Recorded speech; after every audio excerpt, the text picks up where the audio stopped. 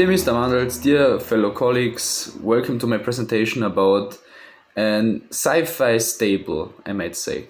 I'm going to be talking about and actually playing Halo 3, which came out in 2007 on the Xbox 360. And the Halo franchise has spanned multiple games over multiple consoles over the years. And like I said before, we're gonna be talking and playing a sci-fi classic today. I will be playing the first mission, which is called Arrival, I guess, on the easiest settings, because I want to show you some monsters and some weapons which they have implemented in this game, and this is the best way to show you what's happening actually. And before we start, the story is that the Master Chief, who is basically the protagonist, crash lands on planet Earth, I think in South Africa or Africa, somewhere like that. And some troops of the Halo basically find him, and I don't want to say revive him, but they find him, and he's now going on a mission and to save the universe. So now we are in the game. Like you can see on the screen now, we have a weapon. Yeah, it's basically an assault rifle, and I'm just straying through the wilderness. 6.5 hours later. The graphics are actually looking pretty good for a game that came out almost 15 years ago. In a short while we're gonna be seeing the first enemies. And you can take a look at those enemies, because some of the enemies are not humanoids.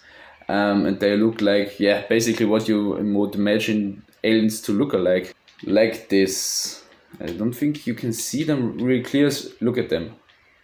You see they have like plasma cannons, or what's that? I don't even know how to describe it properly. Yeah. Like I said before, this game has multiple versions of enemies. Like this one, for example, if you shoot him well enough, he basically loses his armor, and you can punch him down with one hit, with one melee kill, basically. And those little bastards you can knock down immediately. I thought about playing the first level, basically, which is called Arrival. It's like an introduction level to the new Halo game, or to Halo 3. And you know, in an introduction game, you basically need to learn the new mechanics of the game. And this introduction level, and me playing it on the easiest mode, is basically a really good introduction to the game. The really cool thing about this game is you can play it like guns blazing and kill everything in sight, but you can also play it in a very stealthily mode. And like I do now, you can see this enemy is sleeping, by the way. And like I said before, it can be killed with one punch. And this enemy wasn't even woken up by it. So we're gonna be killing that one too. And one big factor of an sci-fi game is like the gravity isn't a really big issue here. You can see how I'm jumping from left to right. Another big factor of a sci-fi game is maybe that there are some of these cubes who can be shot and then they explode, like I show you here.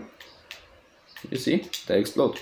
And to show you some of the other weapons, I here have a needle cannon, I think it's called, which shoots needles, and I also think they are enemy targeted. Basically, they search for enemies or something like that. I don't remember. I last touched this game like 5 years ago, so okay. You see? It's targeting basically for me. Here we have another enemy which basically looks something like out of Star Wars. Look at it. With the big toes and the eyes. Not pleasantly to look at, but we move on. A few moments later. So, we move on in the story. Like you can see again, spaceships fighting each other. And in the meantime, we have picked up a new weapon, which is like a marksman sniper rifle or something like that, who shoots barrels. And yeah, we can scope in with that one, which we can't do with any other weapon in this first stage of the game. And this what's just happened right now is a very big part of a sci-fi game, or a very big part of Halo actually. You can see in these capsules, they have different effects depending on in which capsule you are. Sometimes, or in this instance, in this capsule, you're basically protected from any projectiles from any weapon. But this effect wears off in about, I don't know, 10 or 15 seconds. and yeah, but you're basically protected for a couple of seconds, which can be very handy if you're playing against harder opponents or harder enemies at the higher stages of the game. Another big part in this game is that we have a new ally, which is called the Arbiter, who looks kind of like this. You see, it's not a human, but he's looking very humanoid in that regard. Another cool weapon: the longer you hold the trigger button on the Xbox, the more powerful your shot will get. If I would have any aim and could land a strike on an enemy, that would be great. Okay, now we're gonna be looking at the cutscene. Very interesting. Yeah, just like I said before, you can see the different kinds of enemies, and the enemies are getting bigger and bigger with the time.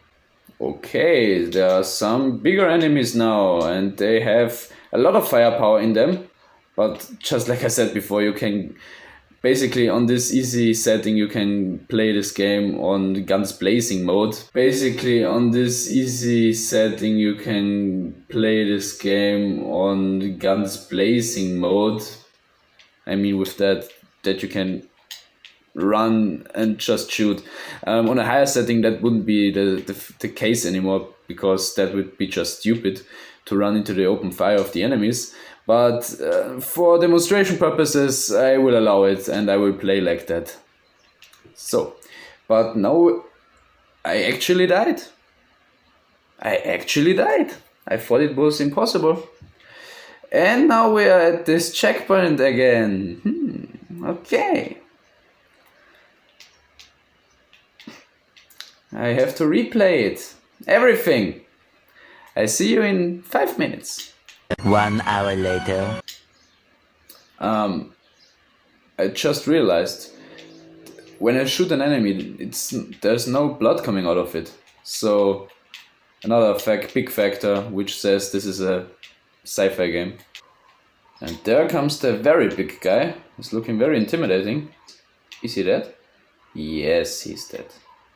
And now we even can take his weapon, which looks like a massive sledgehammer, in my opinion, or a breed between an axe and a sledgehammer.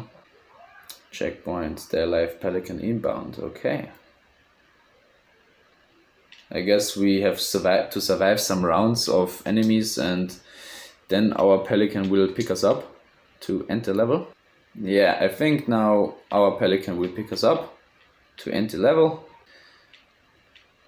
Perfect, another cutscene, and we are done with the first level. And whoosh, the spaceship goes away to the next mission. What I really like about this game is that between the action you always have those cutscenes, which basically more or less introduce you to the next level or bring you forward in your story. And yeah, as you can see, that was it.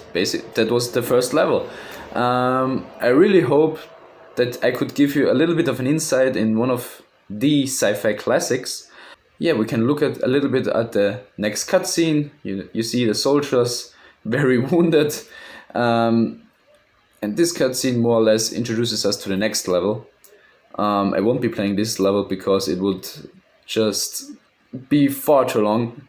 I'm looking for a 10-minute video with all the editing, and yeah, I really hope that you enjoyed my video.